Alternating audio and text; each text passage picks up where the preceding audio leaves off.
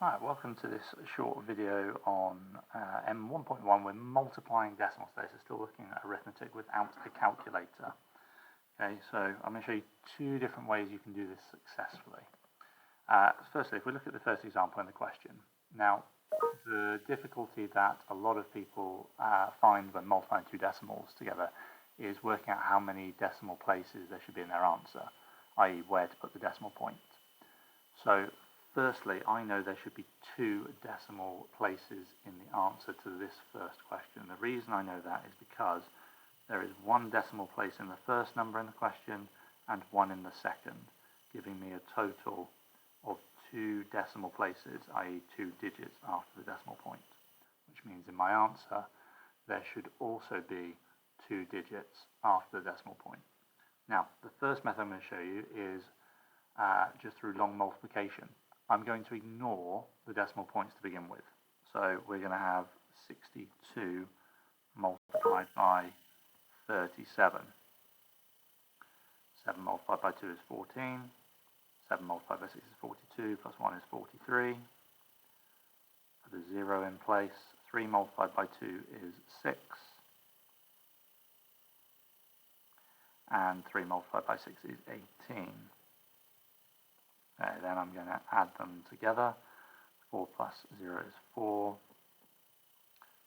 3 plus 6 is 9. 4 plus 8 is 12. Carry 1 and 2. So the digits I need are 2, 2, 9 and 4.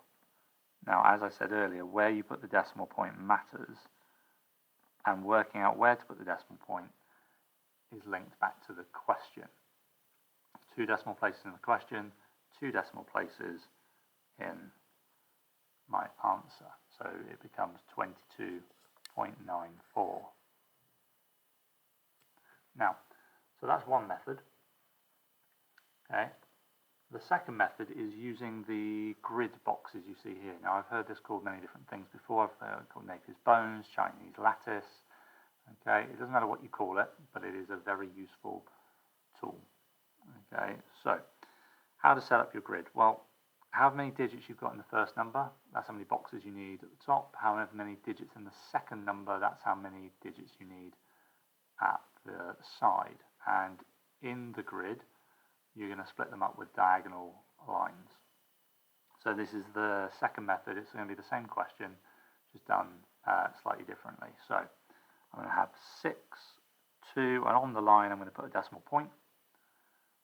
On the right, we're going to have 3 and 7 and a decimal point. That's going to become really helpful to us later. Now, when we multiply this way, I'm going to go 2 multiplied by 3, which is 6. So that's 0 tens. So tens go at the top of the box. Units go at the bottom. So 0 is 6. Sorry, it's a bit blurry. Okay. 3 multiplied by 6 is 18. So that's 1, 10, and 8 units. 2 multiplied by 7 is 14, so 1, 10 and 4 units, and then 7 multiplied by 6 is 42, so 4 tens and 2 units. I'm just going to sort my camera out very quickly. There we go, that's a little bit better.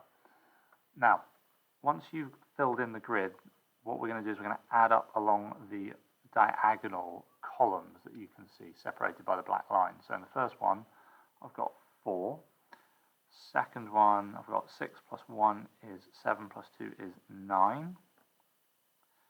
Then 8 plus 4 is 12. So I'm going to put a 2 and I'm going to carry the 1 over into the next box. So now I've got 1 plus 1, which is also 2. Now, where does the decimal point go? Well, I'm going to use my 2 pens here and I'm going to follow the decimal point along the lines they're on until they meet, which is there. And then we follow the diagonal down. And so the decimal point goes in here, which is 22.94. So it gets me exactly the same answer as I did before. Okay. Now, I do have another example down here before I let you have some go at your own questions.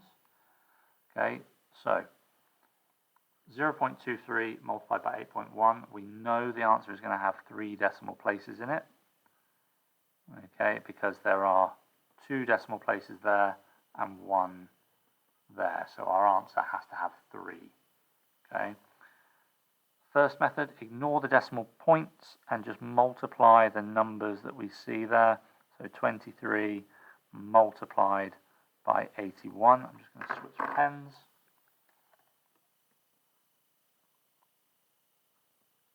Because none of my pens want to work.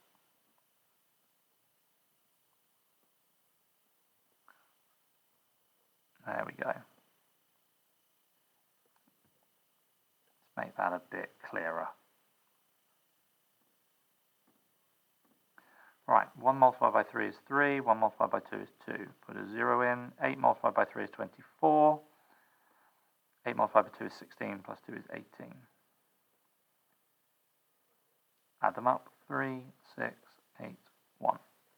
Right, so 1, 8, 6, and 3 are my digits. It's got to have 3 decimal places in the answer, so the decimal point has got to go there. So now I've got 3 digits after the decimal point, because that's what we discussed.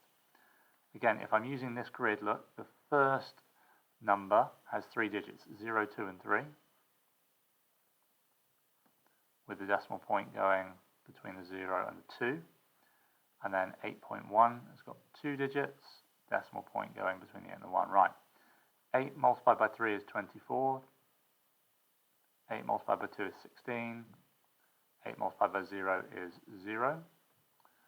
1 multiplied by 3 is 3. 1 multiplied by 2 is 2. And 1 multiplied by 0 is 0. This certainly lets you do much simpler multiplications. So add up the diagonals. So we've got 3, 8. Oh no, that's not an 8 at all. That's a 2 there, isn't it? Can't read my own writing. That should be a 6. There we go. That's going to be an 8. That's going to be a 1. And then 0, of course, there. Now again, use the pens. Follow the lines where they meet. Follow the diagonal where they meet. My decimal point is going to go there, which is 1.863. Okay, now if you'd like to go back and re-watch both of those examples, you can.